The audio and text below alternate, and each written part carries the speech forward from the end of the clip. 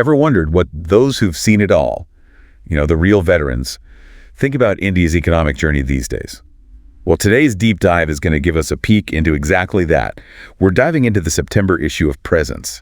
Oh yeah, the Indian eMagazine. The one and only, published by Primney Point Foundation. They always have their fingers on the pulse. What have they got for us this time? A real gem of a cover story, an interview with S Mohan.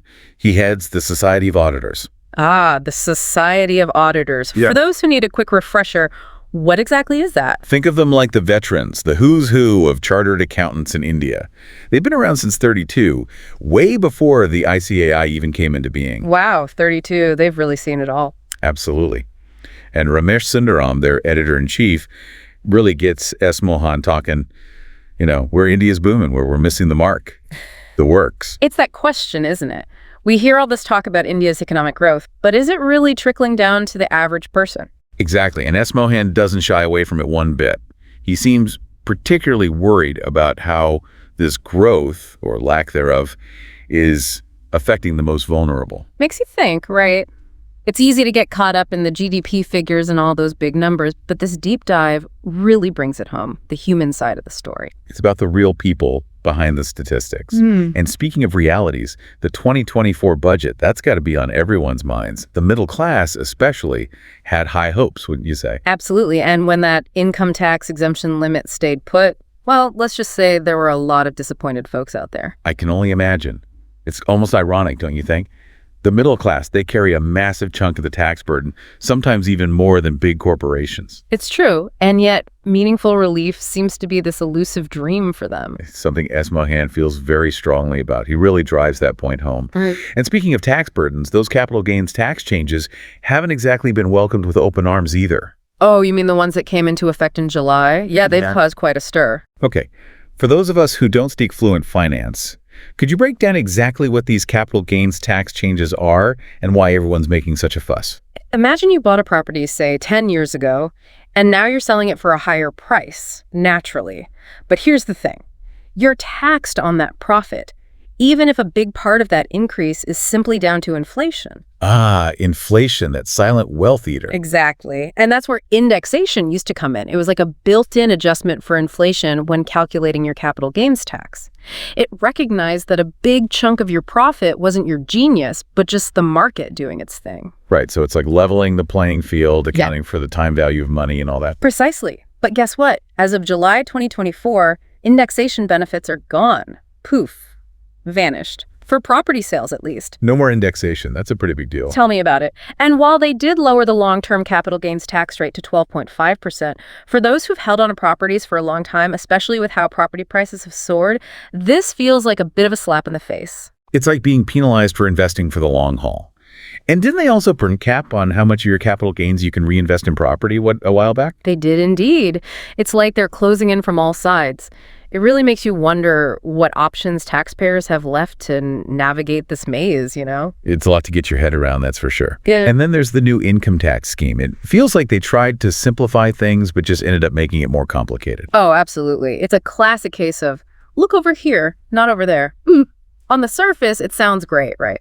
The higher exemption slab of 7.50 lakh as opposed to the older scheme's 2.50 lakh, it's definitely eye-catching. Shiny new object syndrome. We've all been there. But what's the catch? Well, like most things in life, there's a trade-off. In this case, it's between saving tax now versus securing your financial future.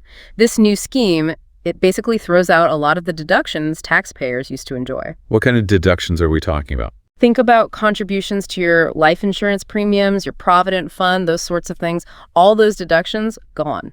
So you might save some tax money up front, but what about planning for retirement or unexpected life events? Exactly. It's a gamble, especially for our younger generations who are just starting their careers. And it's not just individuals who are feeling the pinch. It's a shame, really. You'd think giving people a tax break for being responsible, for planning for their future, or for supporting important causes would be a win-win, right? Totally. It's like incentivizing good behavior. So What happens now that these deductions have been taken away? Well, S Mohan, he's particularly concerned about the impact on charitable organizations. They heavily depend on donations, and with these deductions gone, their funding sources are going to dry up. That's a really important point. It's easy to overlook the ripple effect these kinds of changes can have. Absolutely. It's all interconnected. And while we're on the topic of complex systems with ripple effects, can we talk about the goods and services tax, GST, as it's better known? Oh boy, GST. It's been a wild ride since it was implemented back in 2017. To say the least. The idea unifying India's indirect tax structure, it sounded good on paper, right? Streamlining, simplifying, all those good things. Exactly. But the reality on the ground, as we all know, is a different story. Especially for small and medium-sized businesses, trying to navigate the ins and outs of GST, it's been a nightmare for some of them. S Mohan, he really emphasizes the challenges SMEs are facing. Imagine running a small business, already juggling a million things, and then you have to keep up with daily notifications from the government about GST rates changing. Talk about information overload. It's no wonder people are confused. It's not just the notifications either, right? The sheer number of different GST rates in India, it's mind-boggling. It is. We're talking 0% at one end, all the way up to 28% at the other. Why so many? Why so complicated? It seems like it could be a lot more straightforward. You'd think so, wouldn't you? A simpler system would make it easier for everyone, especially businesses, to comply. Right.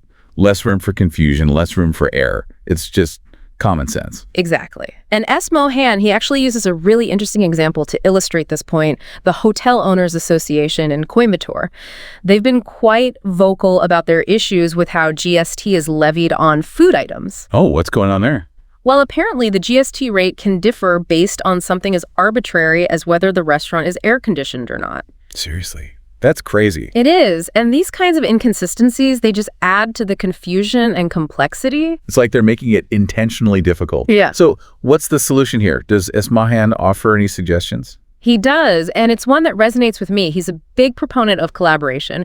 He suggests forming a dedicated committee, bringing together taxpayers, chartered accountants, even tax advocates, to actually address these GST issues head on. I like that idea. Getting everyone on the same page, working together to find solutions. Precisely. He emphasizes that a more collaborative relationship between tax collectors and taxpayers is crucial. Instead of this adversarial dynamic, what if they viewed each other with mutual respect? Right, more like partners working towards a common goal. Exactly. It would certainly make the whole tax compliance process a lot smoother. Now, before we move on, we should probably touch upon the merger of those public sector banks. Oh yeah, that was a pretty massive undertaking, wasn't it? It was a bold move, for sure. Essentially, they took 27 public sector banks and merged them down to just 11. Wow, that's a huge consolidation. What was the thinking behind that? The idea was to create these larger, more robust financial institutions, ones that would compete globally. So strength in numbers. Exactly. The merger of the State Bank of India with its associate banks is a good example of that. But like with any large-scale merger, it hasn't been without its challenges. I can imagine. Merging different company cultures, different ways of doing things, that's never easy. You're telling me. It takes time to find that balance. Plus, you've got issues like overstaffing in certain areas, cultural clashes. Right. People who are used to doing things a certain way suddenly have to adapt. Exactly. It's like those travel shows where they drop people into a completely different culture and say, okay, now live here.